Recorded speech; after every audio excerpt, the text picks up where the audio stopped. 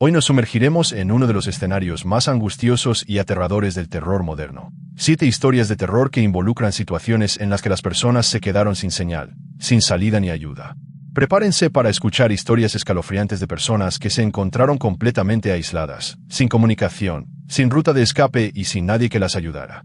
Exploraremos historias reales y llenas de suspenso, que muestran cómo la desesperación y el miedo aumentan cuando lo único que queda es enfrentar el peligro en solitario. Así que, relájense, asegúrense de tener su celular cargado, y comencemos este escalofriante viaje. Y antes de que se les acabe la señal, aprovechen para suscribirse al canal, activar la campanita y darle a me gusta. Esto ayuda mucho al canal y garantiza que no se pierdan ningún contenido aterrador como este. ¡Vamos! 1. La señal de corte.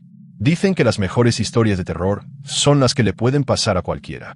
Esta, por desgracia, sí ocurrió. Los registros policiales y los testimonios de los sobrevivientes están disponibles para que cualquiera pueda investigarlos. Sin embargo, por respeto a los involucrados, se han cambiado los nombres. Todo empezó un viernes de septiembre, cuando 4 amigos, Lucas, Clara, Antoine y Sophie, decidieron pasar un fin de semana largo en una granja aislada a las afueras de Limoges, en la campiña francesa.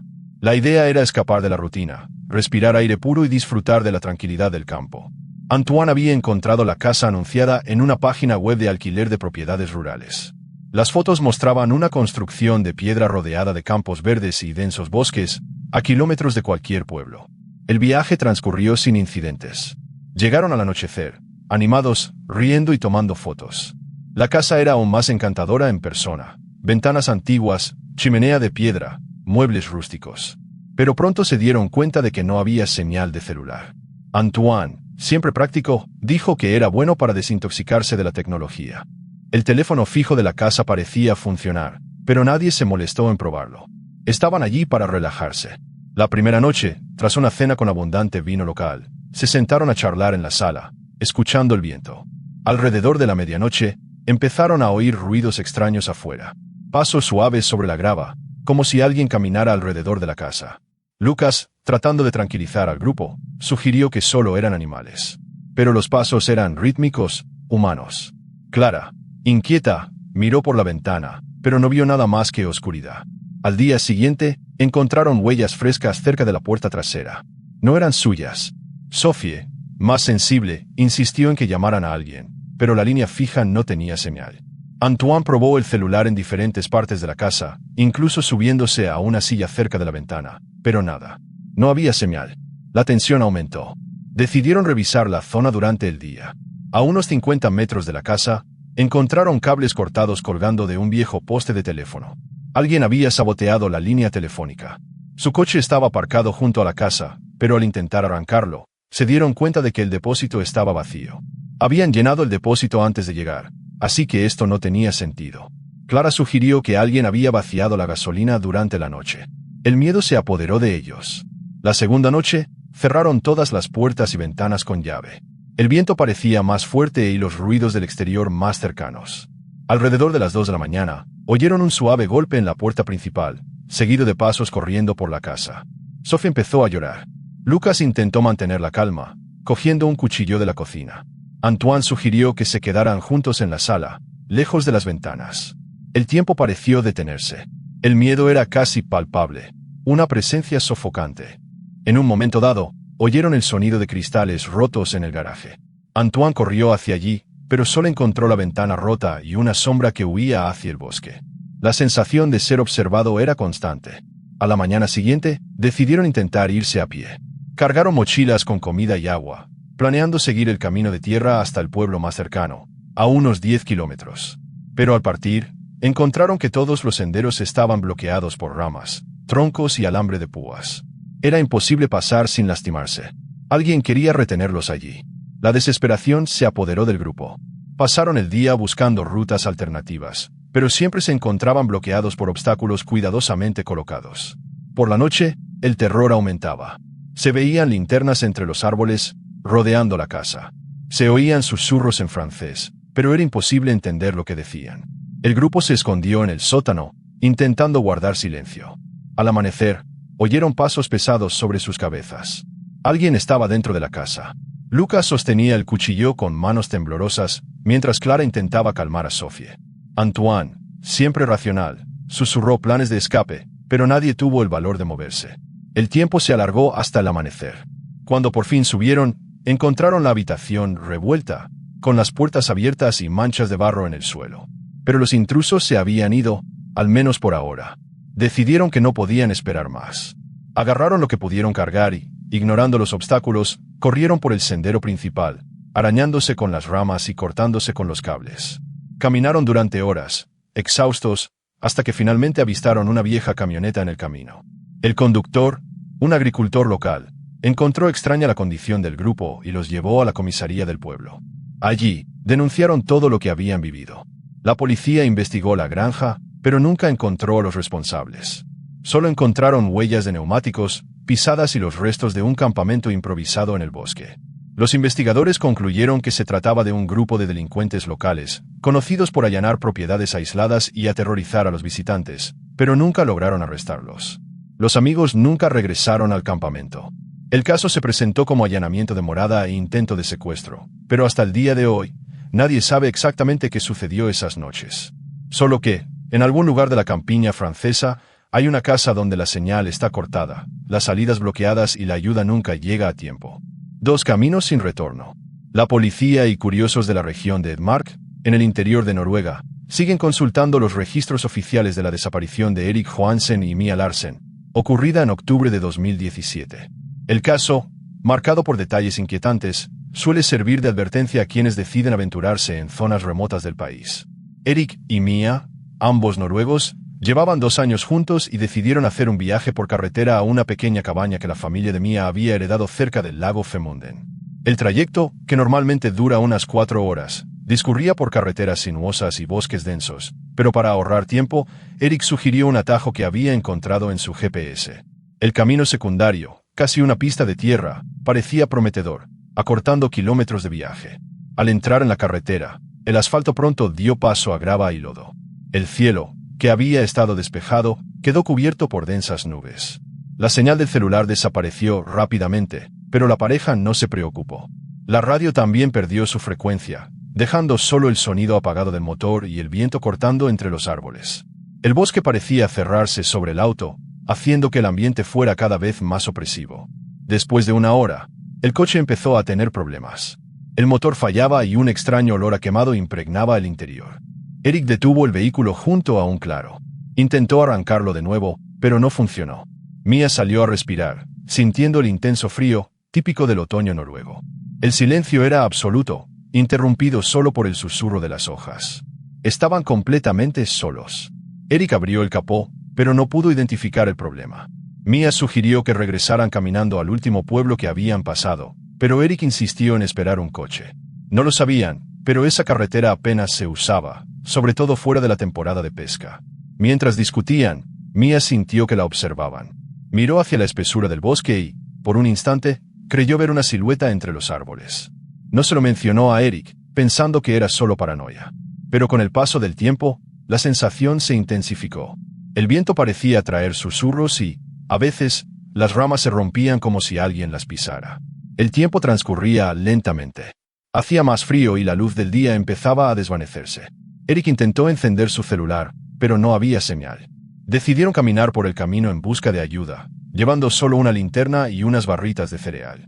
Tras unos 20 minutos de caminata, oyeron un ruido a sus espaldas, como pasos apresurados entre la vegetación. Se detuvieron, pero no vieron nada. El miedo empezó a crecer. Siguieron caminando, pero la sensación de que lo seguían se intensificó. Mia, temblando, les pidió que volvieran al coche, pero Erik pensó que era mejor seguir adelante. Fue entonces cuando vieron huellas frescas de botas en el barro, que iban y venían entre el camino y el bosque. Era imposible saber cuánto tiempo llevaban allí, pero parecían recientes. De repente, oyeron un silbido proveniente del bosque.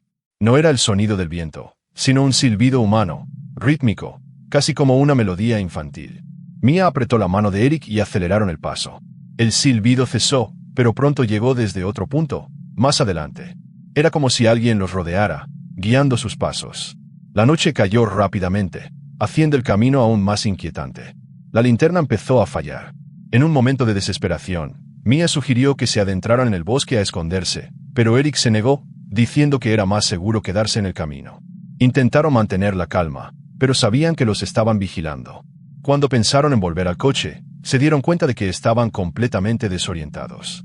El camino parecía interminable, y los puntos de referencia que habían visto antes ya no estaban allí. El silbido regresó, ahora acompañado de sonidos de pasos y ramas que se rompían. Eric intentó gritar pidiendo ayuda, pero su voz se perdió en el vacío. De repente, vieron una luz tenue entre los árboles. Parecía una linterna. Corrieron hacia la luz, pero al acercarse, se apagó. En su lugar, encontraron una vieja cabaña de madera, aparentemente abandonada. La puerta estaba entreabierta, y dentro había señales de presencia reciente. Una taza aún caliente, una manta sobre una silla, sobre la mesa, un mapa de la región con el camino a donde iban marcado en rojo. El miedo se convirtió en pánico. Mia quería irse de inmediato, pero Eric sugirió que quizás podrían buscar ayuda.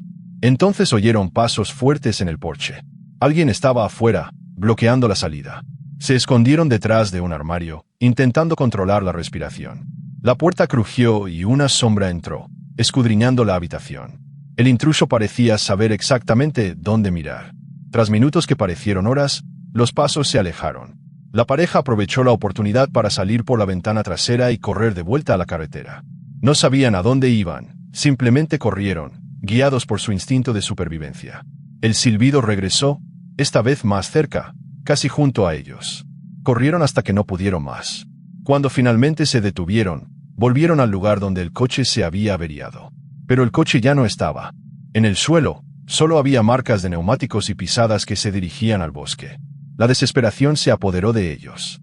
Ningún coche, ninguna señal, ninguna dirección. El frío arreciaba y la noche parecía no tener fin. A la mañana siguiente, un camionero encontró a Mia, sola, vagando por la carretera en estado de shock. Eric nunca fue encontrado. Mia denunció todo a la policía, pero se encontraron pocas pruebas. El caso sigue sin resolverse. Hasta el día de hoy, los lugareños evitan la carretera y muchos afirman oír silbidos provenientes del bosque al anochecer. 3. El encargado del estacionamiento. El caso de Emily Carter, ocurrido en Toronto en el invierno de 2019, todavía se cita en capacitaciones de seguridad corporativa e informes sobre delincuencia urbana. El estacionamiento subterráneo del edificio Aurora, en el centro financiero de la ciudad, se ha convertido en un símbolo de advertencia para quienes creen que, en entornos vigilados, siempre están seguros.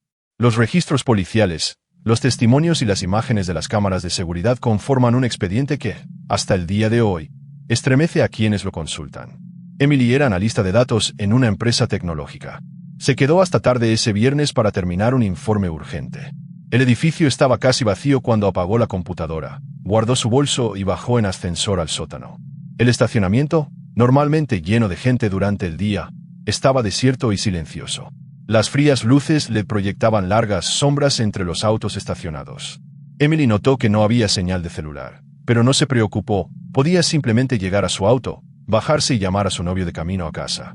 Mientras caminaba por el pasillo, oyó un ruido metálico, como un portazo a lo lejos. Se detuvo un momento, intentando identificar la fuente, pero el sonido cesó. Apuntó con la llave para abrir el coche, pero no pasó nada.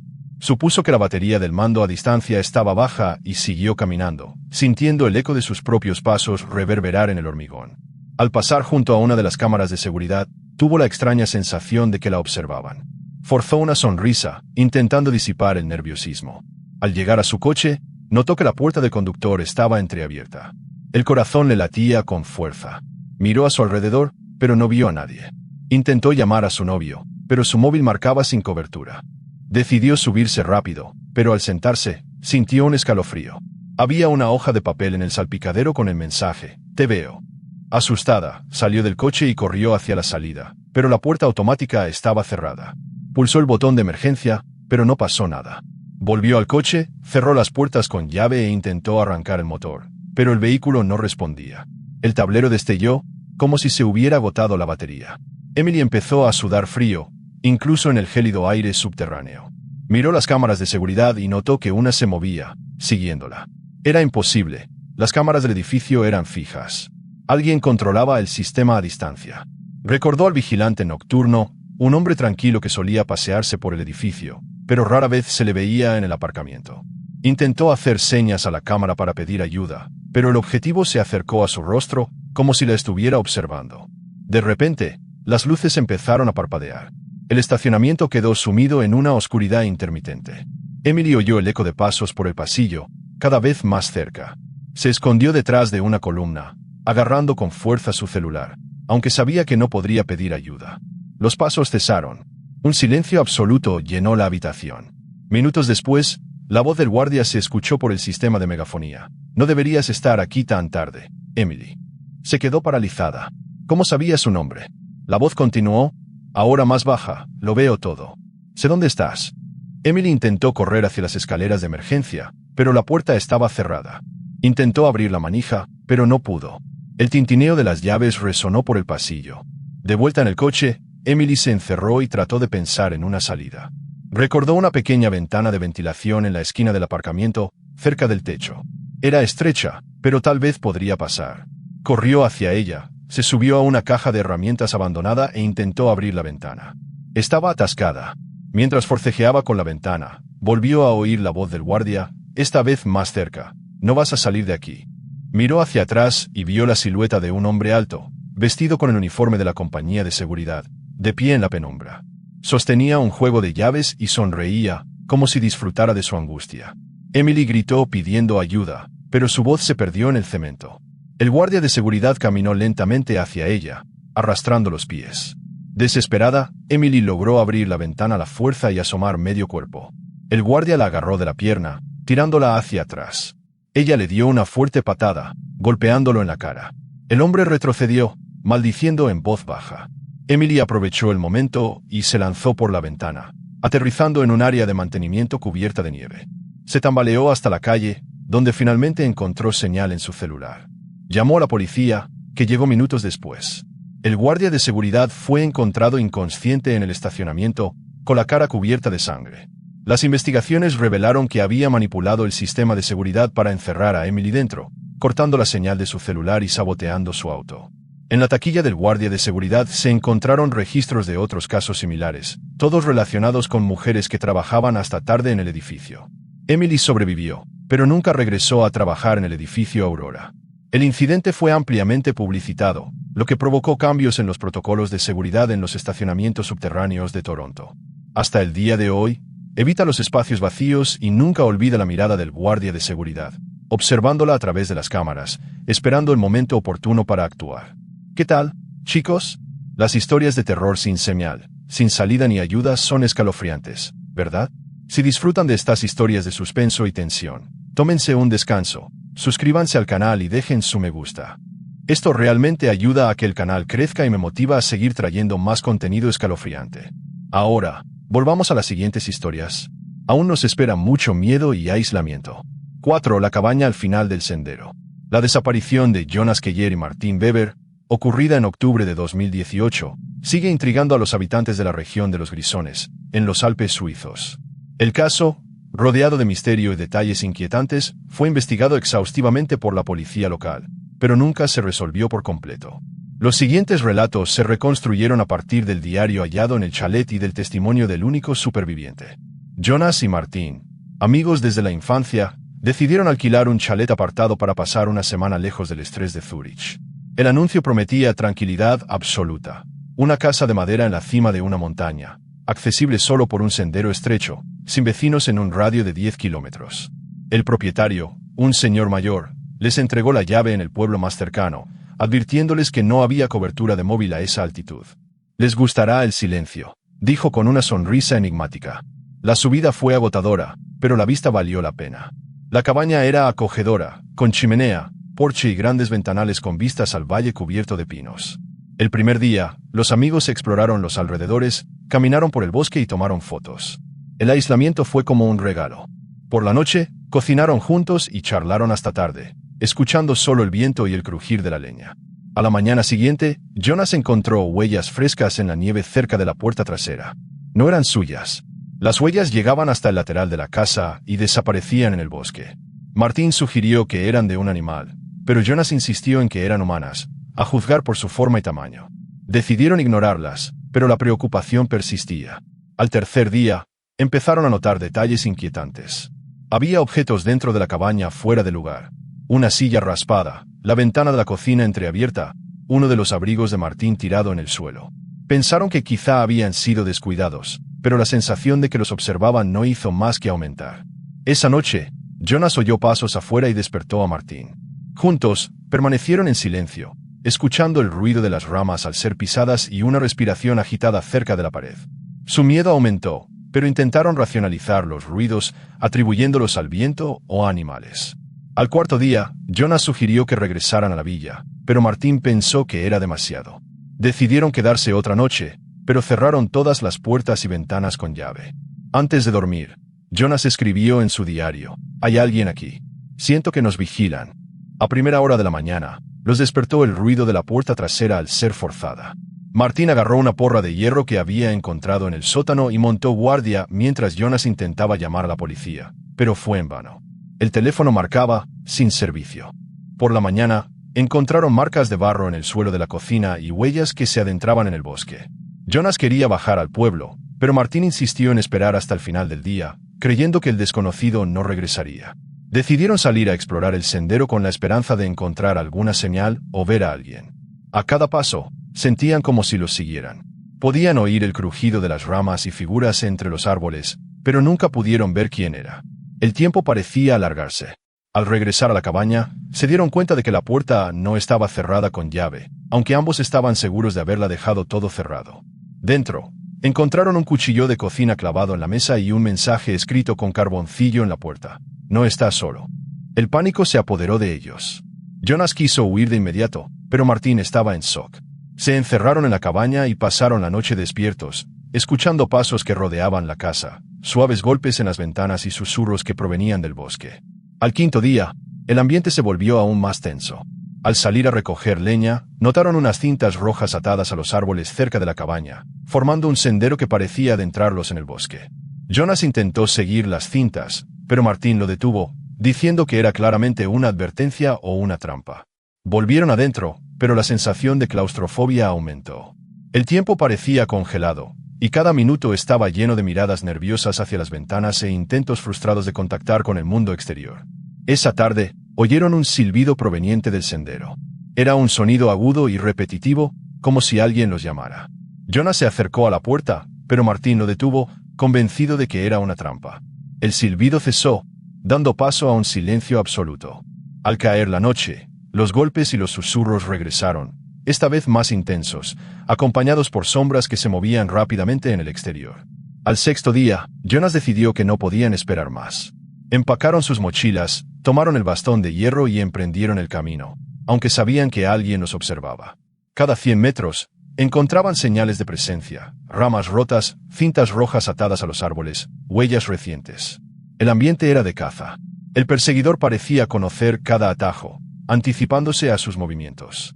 Cuando estaban exhaustos, oyeron un silbido que provenía del final del sendero. Martín corrió en dirección contraria, pero Jonas tropezó y cayó. Al levantarse, vio a un hombre encapuchado entre los árboles, con un cuchillo en la mano. Gritó llamando a Martín, pero su amigo ya había desaparecido en el bosque. Jonas corrió desesperado, oyendo pasos tras él, pero logró llegar al pueblo justo antes del anochecer, en estado de shock. Llamaron a la policía y subieron a la cabaña. Encontraron claras señales de un allanamiento: huellas, restos de comida, cuerdas y cintas rojas. El diario de Jonas estaba sobre la mesa, abierto por la última página. «Si alguien encuentra esto, por favor, sepan que no fue producto de su imaginación. Nos persiguieron». Martín nunca fue encontrado. Jonas pasó meses en terapia, intentando superar el trauma. El caso se presentó bajo la categoría de desaparición en circunstancias sospechosas. Los lugareños evitan hablar del chalet al final del sendero. Dicen que, hasta el día de hoy, cualquiera que se aventure allí se siente vigilado. Y que, en el silencio de las montañas suizas, el peligro podría estar más cerca de lo que se cree. 5. El último pasajero. El caso de Declan Murphy, conductor de un servicio de transporte en Dublín, es uno de los más debatidos en los foros irlandeses sobre seguridad vial. Su desaparición en noviembre de 2021 desencadenó una ola de investigaciones y especulaciones que aún persigue a los conductores nocturnos. Lo que sigue se ha reconstruido a partir de registros de viajes, cámaras de tráfico y el testimonio fragmentado de Declan, quien fue encontrado días después, en estado de shock, deambulando por una carretera rural. Declan era conocido por su puntualidad y amabilidad. Llevaba casi 2 años trabajando en la aplicación, y siempre prefería los viajes nocturnos, cuando la ciudad estaba más tranquila y los pasajeros, en general, más relajados. Esa noche lluviosa, estaba pensando en dar por finalizado el día cuando apareció una última solicitud en la aplicación. Un viaje de unos 40 minutos a una zona rural al norte de Dublín. El pasajero, identificado solo como Finn, tenía una calificación impecable, pero el lugar de recogida era inusual. Un lugar apartado cerca de un polígono industrial. Declan dudó, pero aceptó. La tarifa era cara y quería terminar la noche con buen pie. Al llegar, se encontró con un hombre alto con abrigo oscuro y sombrero, de pie bajo la lluvia ligera. El hombre subió al coche en silencio, se sentó en el asiento trasero y simplemente confirmó el destino. Ballymore, por favor. Tom, El Camino Viejo. El viaje comenzó en silencio. El hombre mantenía la mirada fija en el retrovisor, observando a Declan con una intensidad incómoda. El conductor intentó conversar, pero el pasajero solo respondió con monosílabos. La lluvia arreciaba y la carretera se volvía cada vez más desierta. Después de unos kilómetros, la señal del celular desapareció. Declan lo notó, pero no se preocupó. Era común en las zonas rurales. A medida que avanzaban, el paisaje se volvía cada vez más inhóspito. Campos vacíos, casas abandonadas y farolas dispersas. El GPS del coche empezó a fallar, recalculando la ruta una y otra vez. El pasajero sugirió entonces: «Puedes apagar el GPS. Conozco el camino». A regañadientes, Declan aceptó, siguiendo solo las instrucciones del hombre. En un momento dado, pasaron junto a una vieja y oxidada puerta de hierro, que el pasajero pidió que se abriera.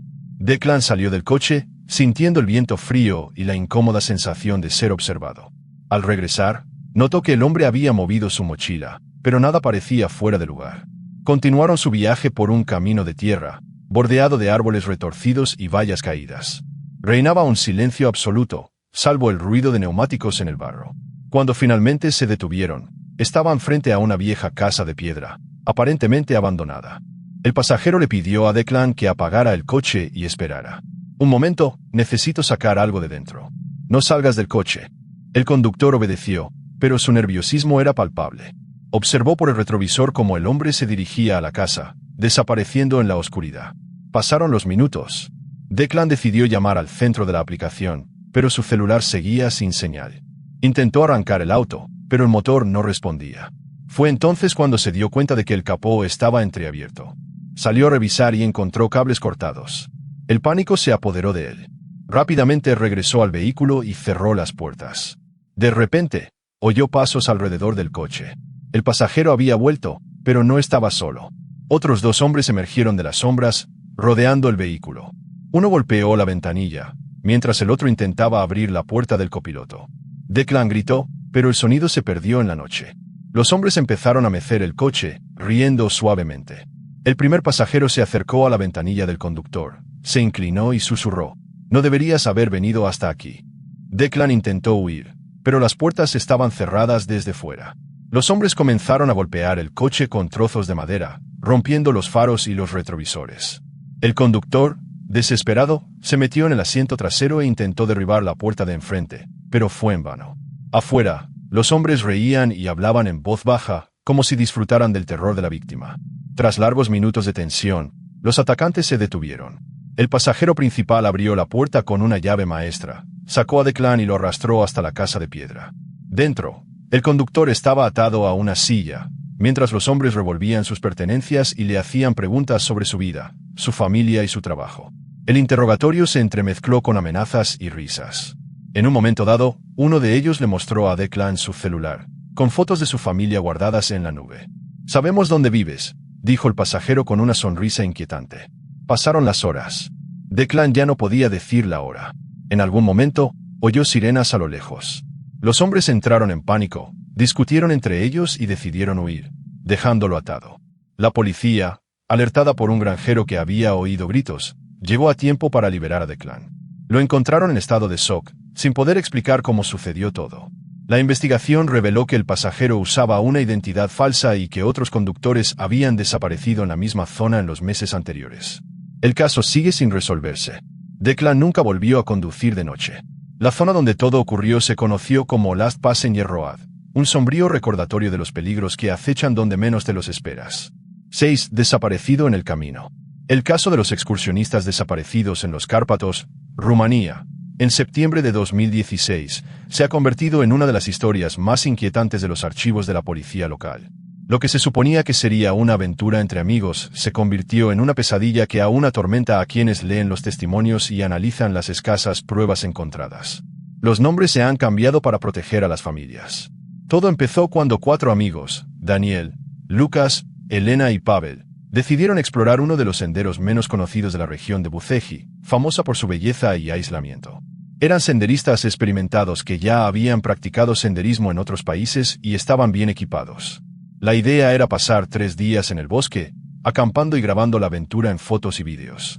El primer día, todo salió según lo previsto. El grupo recorrió el sendero, marcando los árboles con cinta de colores y pequeños montones de piedras para asegurar el regreso. El clima era templado y el cielo despejado. Por la noche, acamparon cerca de un arroyo, rieron alrededor de la fogata y durmieron profundamente. A la mañana siguiente, al regresar al sendero, notaron que faltaban algunas cintas y que los montones de rocas habían sido desmantelados. Daniel, el más racional, sugirió que los animales podrían haberlas movido, pero Elena discrepó. Los cortes en las cintas eran demasiado precisos, como hechos con un cuchillo. El grupo continuó, pero el ambiente había cambiado. El silencio del bosque parecía más denso, y todos se sentían observados. Mientras caminaban, empezaron a notar pequeños objetos abandonados a lo largo del camino. Una muñeca de trapo sucia, un espejo roto, una cuerda enrollada en un nudo corredizo. Al principio, pensaron que era una coincidencia, quizá basura dejada por otros excursionistas, pero pronto se dieron cuenta de que los objetos parecían haber sido colocados allí a propósito, siempre por delante del grupo, como si alguien hubiera previsto su ruta. Cuando intentaron regresar al campamento, se dieron cuenta de que estaban desorientados. Su GPS no funcionaba y su celular no tenía señal. Todos los marcadores que habían dejado atrás habían sido retirados o alterados, lo que dificultaba encontrar el camino de regreso. Lucas sugirió seguir el arroyo, pero después de horas de caminata, se dieron cuenta de que estaban dando vueltas. La comida se acababa y el ambiente se volvió tenso. Esa noche, oyeron pasos alrededor del campamento y susurros provenientes del bosque. Daniel intentó calmar al grupo, diciendo que podrían ser animales o el viento, pero nadie durmió. A la mañana siguiente, encontraron huellas humanas recientes cerca de las tiendas, así como más objetos, esta vez un cuchillo oxidado y un papel con una inscripción en rumano. No deberían estar aquí. El grupo entró en pánico. Intentaron hacer señales de humo, pero el humo parecía disiparse rápidamente, como si el viento cambiara constantemente de dirección. Elena sugirió que subieran a un punto más alto para intentar conseguir señal de celular, pero la subida era empinada y estaba llena de obstáculos naturales, ramas cortadas, agujeros cubiertos de hojas, rocas resbaladizas. Al tercer día, Pavel desapareció. El grupo se despertó y encontró su tienda vacía, con señales de lucha por todas partes. Buscaron durante horas, gritando su nombre, pero solo encontraron objetos más inquietantes. El zapato de Pavel colgado de un árbol, un reloj roto y una vieja foto de un grupo de desconocidos. La paranoia se apoderó de ellos. Daniel empezó a sospechar de todo y de todos, incluso de sus propios amigos. Al caer la noche, los 3 restantes decidieron no dormir. Permanecieron juntos, de espaldas a un árbol, escuchando cada sonido del bosque. En un momento, vieron una tenue luz moviéndose entre los árboles, como una linterna. Elena quiso correr hacia la luz, pero Daniel la detuvo, recordando los objetos y las advertencias. La luz desapareció tan rápido como había aparecido. Al cuarto día, Lucas también desapareció. Solo quedaron Daniel y Elena, exhaustos y hambrientos. Decidieron seguir en línea recta, ignorando rastros y señales, intentando salir del bosque a toda costa. A cada paso, encontraban más señales de que los guiaban o los perseguían. Ramas dispuestas en flechas, piedras formando círculos, restos de ropa de sus amigos desaparecidos. Elena, sin fuerzas, se desmayó. Daniel intentó cargarla, pero pronto él también se desplomó de agotamiento. Al despertar, estaban en un pequeño refugio improvisado, con agua y algo de comida cerca. No sabían quién los había llevado allí. Oían voces a lo lejos, pero no entendían el idioma. Permanecieron allí durante horas, hasta que los encontró un equipo de rescate, alertado por los habitantes del pueblo más cercano, que oyeron gritos provenientes del bosque. Elena y Daniel sobrevivieron, pero nunca volvieron a ser los mismos. Pavel y Lucas nunca fueron encontrados. La policía investigó, pero no encontró rastro de sus perseguidores, solo objetos y marcas en el camino. El caso se denunció como desaparición en circunstancias sospechosas. Los lugareños evitan esa parte del bosque, y hasta el día de hoy, los excursionistas reportan haber encontrado objetos extraños y sentirse como si no estuvieran solos entre los árboles de los Cárpatos. 7. El apartamento de al lado. El caso de Anna Müller, ocurrido en Berlín en el invierno de 2022, se ha convertido en una de las historias más aterradoras de los archivos de la policía local. El antiguo edificio de la Linienstraße, con sus gruesos muros y pasillos laberínticos, sigue siendo evitado hoy por quienes conocen los detalles de lo ocurrido allí. Lo que sigue se reconstruye a partir del diario de Anna, hallado en el apartamento, y de los registros de la investigación. Anna era una joven profesora de literatura que se había mudado recientemente de Hamburgo. Buscaba empezar una nueva vida en Berlín, y el apartamento le parecía perfecto, espacioso, con grandes ventanales, un alquiler asequible y una ubicación céntrica. El edificio, construido a principios del siglo XX, tenía un encanto decadente, con un ascensor con rejas y puertas de madera maciza. Los vecinos eran discretos, casi invisibles. El casero, un caballero educado llamado Herr Kruger, le explicó que la señal del móvil era mala debido a los gruesos muros, pero le aseguró que el lugar era seguro. Durante los primeros días, Anna se dedicó a organizar libros y muebles, entusiasmada con esta nueva etapa. Pero pronto empezó a notar cosas extrañas. Cada vez que caminaba por el pasillo, percibía un fuerte olor a desinfectante proveniente del apartamento de al lado. Por la noche, oía ruidos apagados, pasos, muebles rozando, susurros, provenientes de la pared compartida. Intentó ignorarlos, pero la sensación de ser observada se intensificaba cada día. Una mañana, al salir para el trabajo, se cruzó con el vecino del 34B.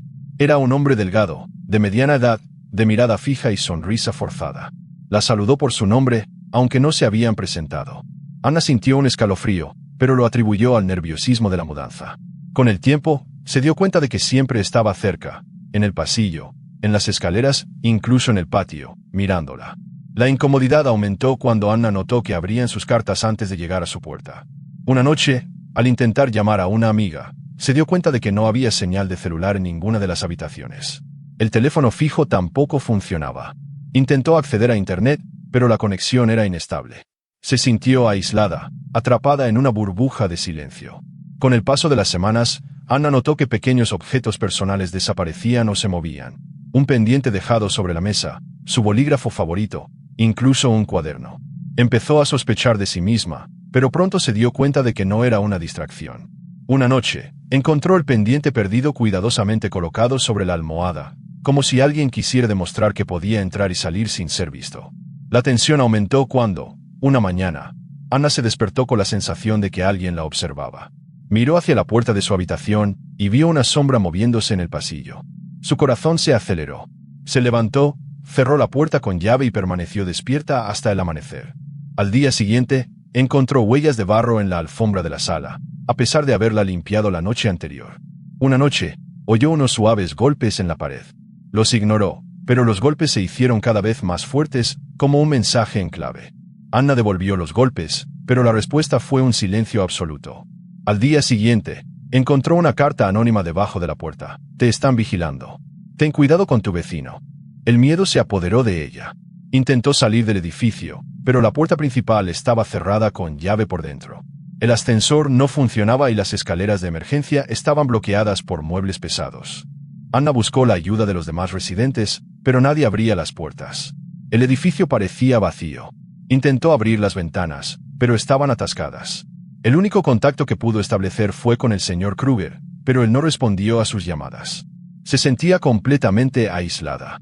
Esa noche, oyó pasos en el pasillo y vio la sombra de su vecino moviéndose bajo la puerta. Susurró su nombre una y otra vez. Anna se encerró en su habitación, pero notó que había pequeñas aberturas en la pared por las que podía ver el interior de su apartamento. Las tapó con cinta adhesiva, pero sentía la mirada de su vecino atravesando las paredes. Su desesperación aumentó al encontrar fotos suyas, tomadas desde dentro de su propio apartamento, esparcidas por la sala. En una, dormía. En otra, leía en el sillón. Anna se dio cuenta de que su vecino tenía acceso a su apartamento. Buscó en cada rincón y encontró una pequeña puerta de mantenimiento detrás del armario que conectaba los dos apartamentos. La cerró con llave con una silla, pero sabía que no era segura. En los días siguientes, Anna intentó mantener su rutina, pero el miedo era constante. El vecino empezó a dejar notitas debajo de la puerta. No estás sola, te cuidaré. No tiene sentido que huyas. El tono de los mensajes variaba entre amenazante y condescendiente, lo que solo aumentaba el terror. Anna empezó a oír llaves girando en las cerraduras durante la noche y pasos ligeros por la habitación. Sin señal ni ayuda, Anna decidió intentar escapar. A la mañana siguiente, empacó una mochila y esperó a que su vecino se fuera. Al oír el portazo, corrió hacia la salida, pero encontró la puerta principal cerrada de nuevo. El vecino apareció detrás de ella, sonriendo. «No deberías intentar irte, Anna. Aquí estás a salvo». Subió corriendo las escaleras, buscando una salida por el tejado, pero todas las puertas estaban cerradas. Se encerró en el baño, temblando, mientras su vecino llamaba a la puerta, diciendo que quería hablar. Anna encontró una tubería de hierro y se preparó para defenderse. Tras horas de tensión, oyó sirenas a lo lejos. La policía, alertada por un amigo preocupado por la desaparición de Anna, derribó la puerta principal. El vecino fue encontrado intentando escapar por el sótano. En su apartamento, la policía encontró registros detallados de otros residentes desaparecidos, fotos, objetos personales y un diario con anotaciones inquietantes. Anna fue rescatada en estado de shock, pero sobrevivió. El edificio fue evacuado y el caso salió en los periódicos. Anna nunca regresó al apartamento. El vecino fue condenado, pero nunca reveló el destino de las demás víctimas. A día de hoy, el edificio permanece vacío, y los transeúntes de Linienstraße evitan mirar las ventanas del 34B, donde, según dicen, aún se siente el peso de las miradas de quienes observan en silencio. Y así llegamos al final de nuestras 7 historias de terror sobre situaciones sin señal, sin salida y sin ayuda. ¿Cuál te asustó más? ¿Alguna te hará pensarlo 2 veces antes de aventurarte en lugares remotos? Cuéntanos en los comentarios cuál fue tu favorita. Si disfrutaste de esta inmersión en el lado oscuro del aislamiento y la desesperación, no olvides dejar un me gusta. Esto realmente ayuda a que el canal crezca y me anima a traerte más historias escalofriantes. Y si aún no te has suscrito, aprovecha para suscribirte y activar la campanita.